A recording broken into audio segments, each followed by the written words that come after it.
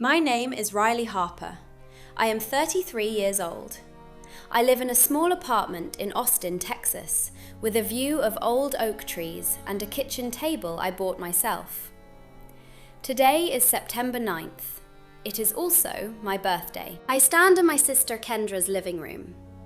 The walls are strung with warm globe lights. A 3-tier cake sits on the bar, blue frosting spelling "Happy Birthday, Kendra" across the top.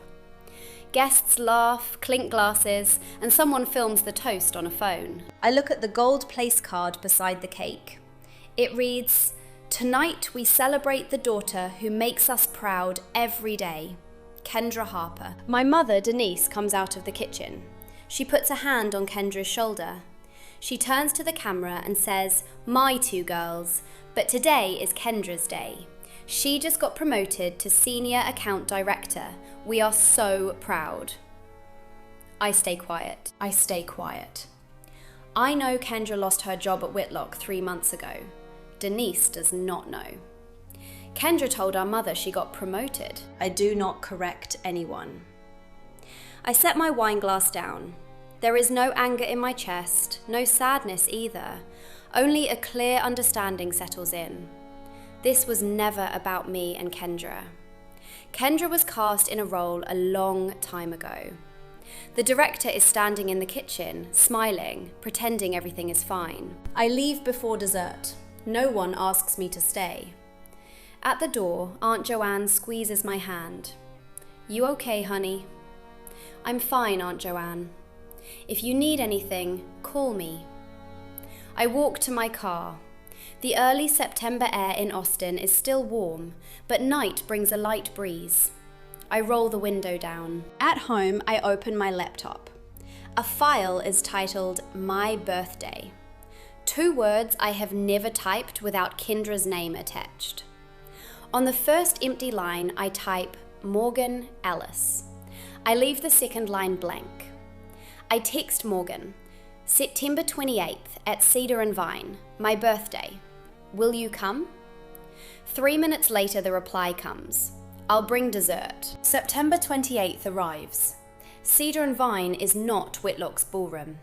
There are no globe lights, no neon sign, no 3-tier cake. Just a long wooden table, a clay vase with wildflowers, and a handwritten menu. My friend Sasha arrives first. She brings a wrapped book. Then comes Dev, carrying a bag of paper crowns that say, "Birthday Girl." Nina and Tyler come straight from work, still in their office clothes. Trisha balances a cake box on both palms. She sets it down and opens the lid. White buttercream.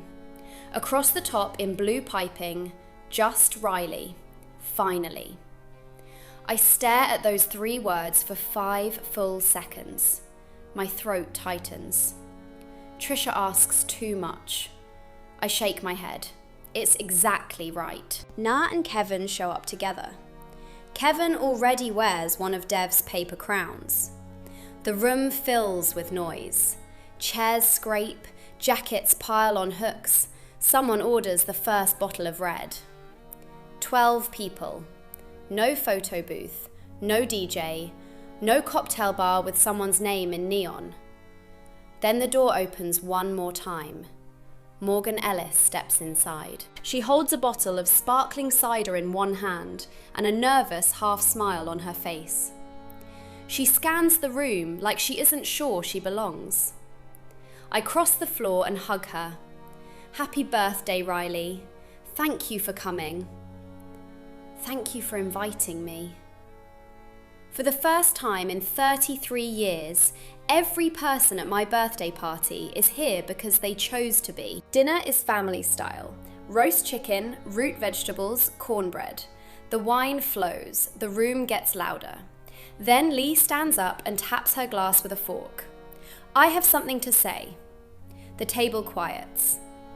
When I was 20, my car broke down on I-35 in a storm, 11 at night, 38 degrees. I called Riley.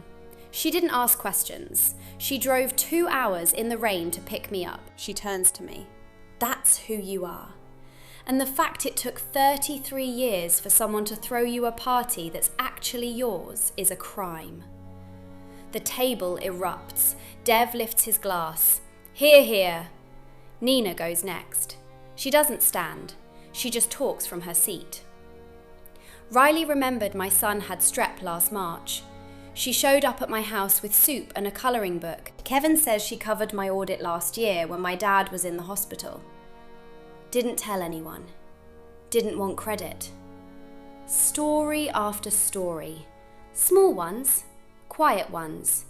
The kind that never make it into a mother's toast because they don't come with a title or a raise. They're just evidence of a person who shows up reliably, without fanfare. These people drew a portrait of me that Denise never bothered to look at. Then Morgan stands and the room goes still. Morgan holds her glass with both hands. She doesn't look nervous anymore. She looks like someone who's been waiting 6 months to say something true out loud. I haven't known Riley long, she begins. Her voice is steady. But I know what it's like to be cut out by someone you trusted. I know what it feels like to be told you're the problem when all you did was tell the truth. The room is silent. Not uncomfortable silent, listening silent. Every face at the table turns toward Morgan, like a compass finding north. I spent 8 years being loyal to someone who dropped me the moment I became inconvenient. The moment I saw something I wasn't supposed to see and tried to say, hey, this isn't right. I was erased, blocked, rewritten as the villain. She pauses, takes a breath. Riley is different. She doesn't need to inflate a title to feel important. She doesn't need to fabricate a story to be interesting. She doesn't need to silence a friend to protect an image. Trisha's phone is out, pointed at Morgan. Not performatively, instinctively, the way you record something you know matters. So here's to Riley Harper. Morgan raises her glass. A woman who doesn't need a $12,000 venue to prove she's worth celebrating. A woman who has never pretended to be something she's not to deserve a seat at the table. She locks eyes with me. Happy birthday, Riley. 12 glasses rise. The clink ripples down the table like a small wave. Morgan didn't say Kendra's name. She didn't mention Whitlock. She didn't expose a single secret. The party ends at 10. I walk the last guests to the door, hug everyone twice, and drive home with the leftover cake on my passenger seat. The apartment is quiet. I set the cake in the fridge, wash my face, and sit on the edge of my bed feeling something I haven't felt in a long time. Full. Not from dinner. From being seen. My phone buzzes at 11:30. Trisha. Kendra just called me. She saw Nar's story. She's losing it. I open Instagram. Nar posted a clip of Morgan's toast. Just the last 30 seconds. It has 47 views. One of them is Kendra. She's watched it 4 times. 12:15. A second message from Trisha. Your mum called Kendra. Now Kendra's calling everyone asking what Morgan said. 12:45. Kendra views Trisha's story. A photo of the cake with "Just Riley, finally." Kendra screenshots it. 1 a.m. Denise's name lights up my phone. I stare until it stops ringing. No voicemail. 1:30. Kendra starts texting directly. Rapid fire, no punctuation. Why is Morgan at your party? What did she tell you? You don't know the full story, Riley. She's a liar and you're playing right into it. Call me right now. I read every message. I don't reply. I set my phone face down on the nightstand. The apartment is dark and quiet. I think about Denise's toast at the Whitlock event. The daughter who makes me proud every single day. I think about Morgan's toast at Cedar and Vine. A woman who has never pretended. At 2 a.m, my phone rings again. Kendra Harper. This time, I pick up. How dare you? That's how she opens. No hello, no preamble, just volume. How dare you invite that woman to your party? Do you have any idea what she's been saying about me? I sit up in bed. I keep my voice level. She didn't say your name, Kendra. Everyone knows it's about me. Inflate a title, fabricate a story. She's trying to destroy me. Is she? Or is she just describing what happened? Silence. 5 seconds. I can hear Kendra's breath. Ragged, sharp. The sound of someone whose armour just cracked and the air is getting in. You don't know what you're talking about, she says, lower now, controlled. Then tell me. I keep my voice steady. Are you still working at Whitlock? The line goes quiet. I can hear her swallow. The kind of quiet that happens when someone realises the question they were most afraid of has arrived. That's none of your business. You're right, it's not. Just like my birthday wasn't any of yours. That's different. Is it? You threw a party on a day we share and didn't invite me. And now you're calling me at 2 a.m. because someone at my party said something that made you uncomfortable. So let me ask you, Kendra, who's making whose birthday about themselves? Nothing. Just breathing. Then her voice cracks. Not with anger, with something raw. Fear. Riley, please don't. Don't what? She can't finish the sentence. She doesn't know what she's asking me not to do because I haven't done anything. I had a birthday party. I invited a friend. That friend gave a toast. That's it. Good night, Kendra. I hang up. Set the phone down. Don't turn it back over. Sunday morning, 9:15. Denise's name on the phone. She's been crying. I can tell before she says a word. That wet, fractured quality in her breathing. Kendra is devastated. Her voice trembles.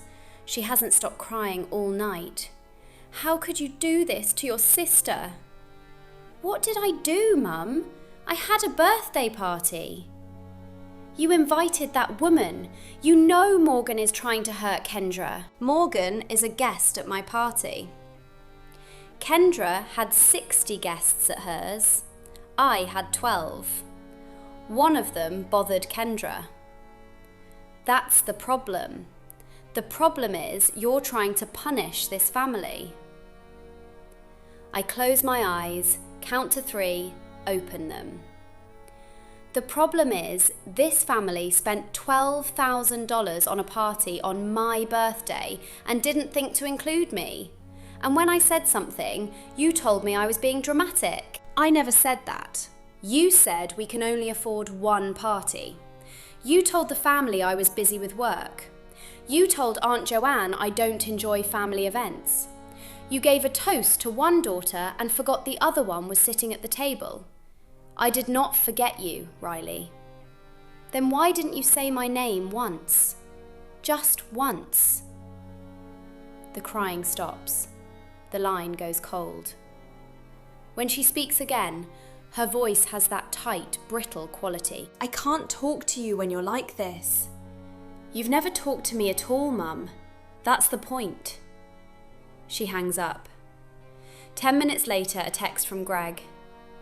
Your mother is very upset. Can you please apologise so we can move past this? I read it twice.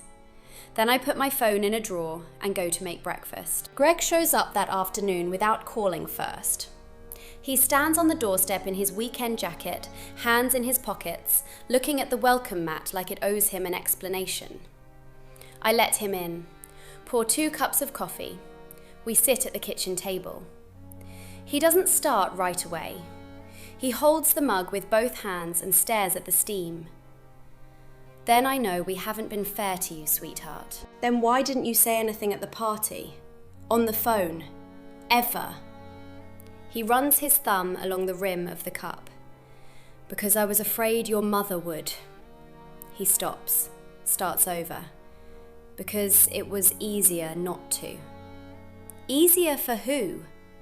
For me. He looks up. His eyes are red at the edges. I'm sorry, Riley. I let the apology sit. I don't rush to accept it. I don't brush it off. I let it take up space at the table, the way it should have years ago. I don't need you to fight Mum, Dad. I just needed you to see me. He nods slowly. His gaze drifts to the refrigerator door. A photo strip from a drugstore booth. Me at 10 years old, grinning at the camera in a too small Wonder Woman dress. I see you now, he says quietly. I should have seen you a long time ago. Yeah, you should have. We sit with the silence. It's not comfortable, but it's honest. At the door, he turns back. For what it's worth, that cake Trisha made, just Riley.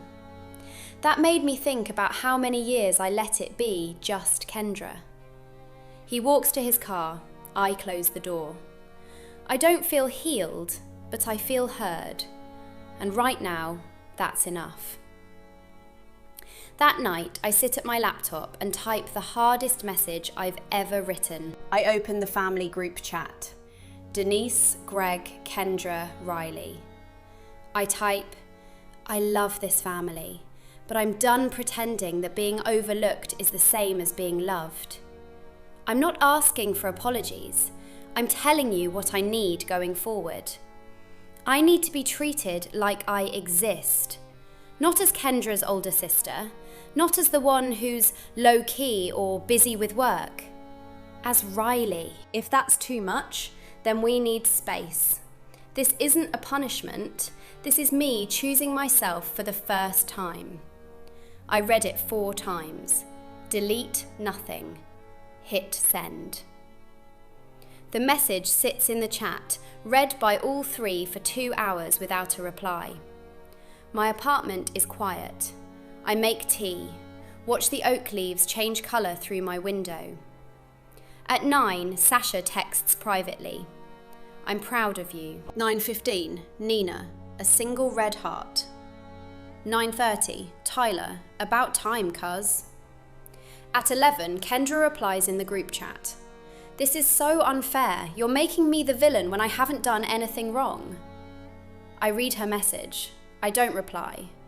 There's nothing to say to someone who looks at 33 years of imbalance and sees herself as the injured party. That's not a conversation, that's a wall. Denise never responds in the group chat. Not that night, not the next day, not the day after. But Greg sends a private message at midnight. 4 words, no punctuation, no emoji. I hear you, Riley. It's not enough, but it's a start. The cracks spread quietly, the way they always do in families. Not an explosion, a slow leak. That week, Aunt Joanne calls Denise. Why did Riley say she wasn't invited to the party? You told me she had a work deadline. Denise fumbles. She tells Joanne it was a miscommunication and Riley overreacted. Joanne doesn't push, but she doesn't let it go either. She tells her husband. He tells his brother. By Wednesday, 3 branches of the Harper family are quietly discussing whether Denise really forgot to invite her older daughter to her own birthday. The second crack hits at a weekend gathering at Uncle Dean's house. Tyler asks Kendra the question no one has dared to ask out loud. So, how's the new promotion treating you? Senior account director, right? That's huge. Kendra picks at her salad. It's been great, really busy. What's the biggest account you're running? I can't really talk about client stuff. NDAs. Tyler nods, but his eyes narrow. Trisha texts me that night. People are starting to connect dots. Morgan gets cut off. Kendra won't talk about work. You get excluded from your own birthday. Nobody's saying it out loud yet, but the questions are piling up. I don't feel triumphant. I just feel the strange, flat exhaustion of watching a structure I always knew was fragile finally start to lean. I didn't push a single domino. I just stopped holding them up. 2 weeks later, Kendra blocks me on every platform. Instagram, Facebook, even LinkedIn, which feels oddly professional for a family meltdown. Trisha becomes my window. She's not doing great, Trisha says carefully. The mutual friends are asking questions about Morgan, about Whitlock. She can't keep the story straight anymore. I don't ask for details. The weight of a lie isn't in the telling, it's in the maintaining. Then on a Tuesday afternoon, Denise calls. Her voice is different. Not crying, not sharp, just flat, tired. What is going on with your sister's job, Riley? That's Kendra's story to tell, Mum, not mine. But you know something. I pause. I could say nothing. I could deflect. But I spent 33 years swallowing the truth to keep the peace. And the peace was always a lie anyway. I know that you spent $12,000 on a party for a daughter who told you she'd just been promoted. I also know you didn't spend a cent on the daughter who actually showed up every day, paid her own bills, and never once asked you for anything. The silence stretches. I can hear her kitchen clock ticking through the phone. That's not fair, Riley. No, Mum, it's not. She doesn't hang up this time. She just breathes.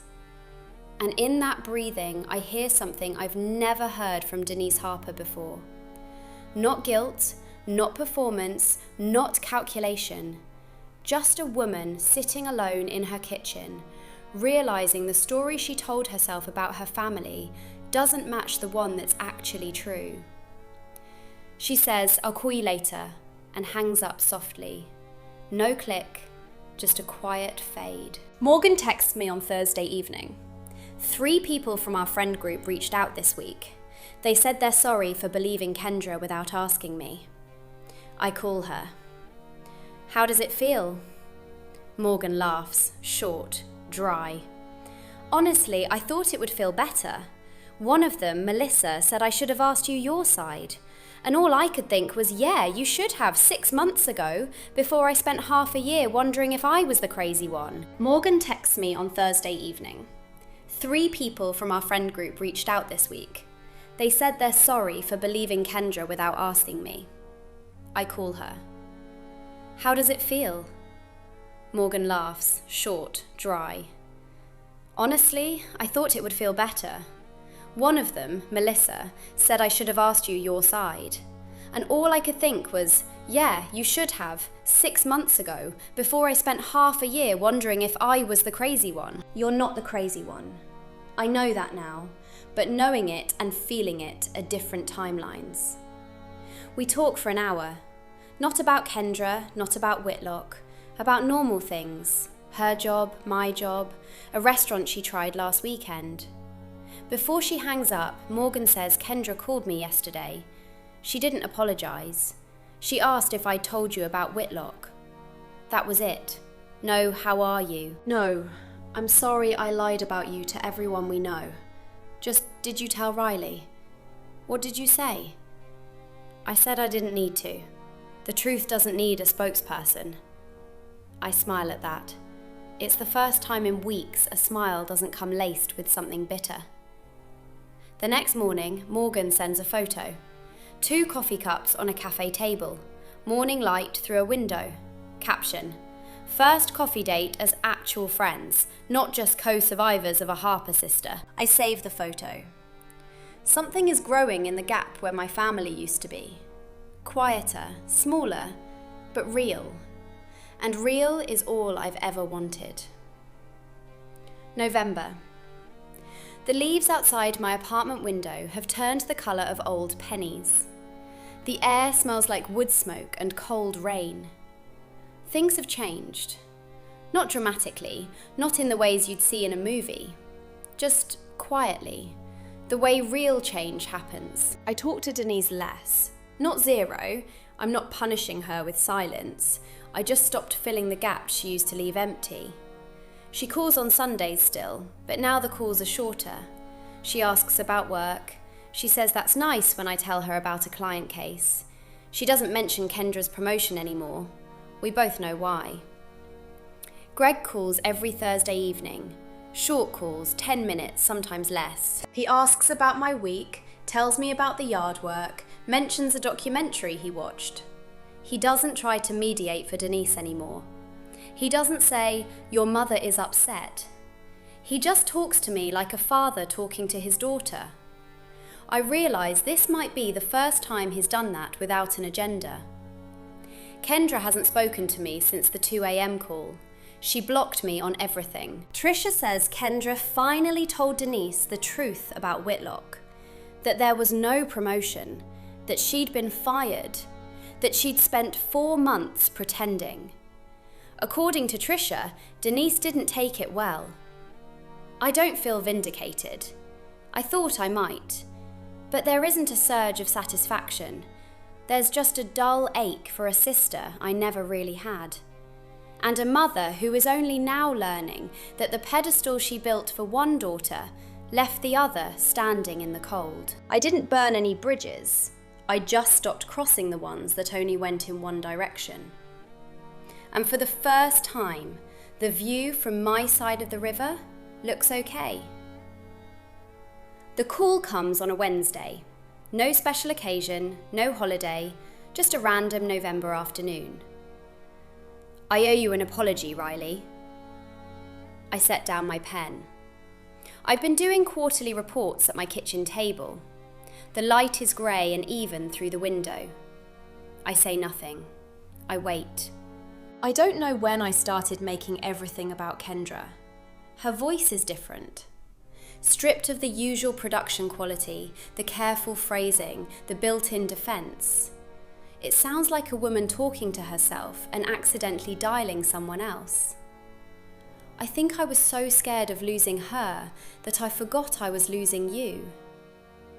You didn't forget, Mum. You chose.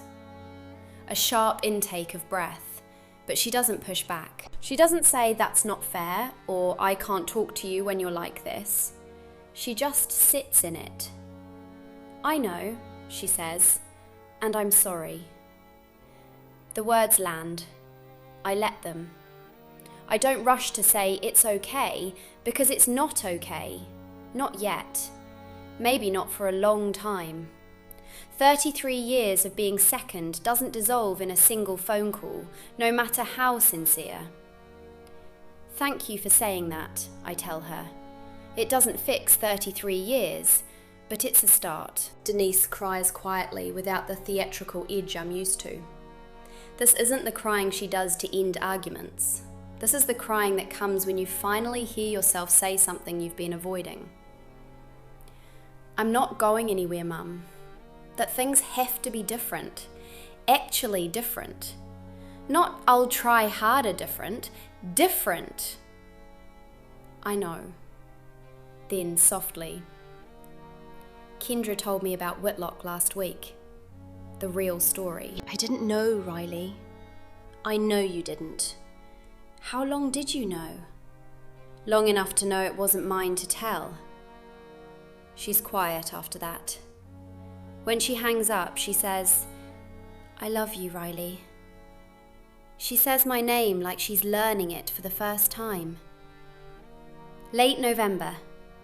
I sit at my kitchen table on a Saturday morning, coffee in hand, sunlight cutting through the window in long diagonal lines. The apartment is quiet.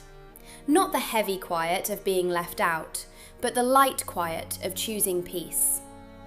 I look at the calendar on the wall. September of next year is already printed in faint blue lines. I pick up a pen and write on September 14th in neat block letters, "My birthday." No dash, no "and Kendra", no shared billing, just mine. On the counter, my phone is open to a photo from September 28th. 12 people crowded around a table at Cedar and Vine. Candles flickering, wine glasses raised, Trisha's cake front and centre. White frosting, blue letters, 3 words. Just Riley. Finally. I am in the middle of the frame, not standing at the edge, not cropped, not footnoted. Centre. I text Morgan. Same time next year. The reply comes fast. I'll bring the speech. I smile, set the phone down, finish my coffee. I don't know what happens next with my family. Denise is trying, awkwardly, imperfectly, the way someone tries to use a muscle they haven't moved in decades. Greg calls every week. Kendra is still silent, still blocked, still somewhere in the middle of reckoning with the gap between who she pretended to be and who she is. Maybe she'll come around, maybe she won't. I can't control that. I never could. I spent 33 years waiting for a seat at someone else's table, waiting for my name on an invitation, waiting for a toast, a candle, a single moment where someone in my family looked at me and said, "You matter just as much." Turns out, I was always allowed to build my own table, and the chair at the head, it fits perfectly. Thanks for listening my story. Please subscribe my channel and stay with me.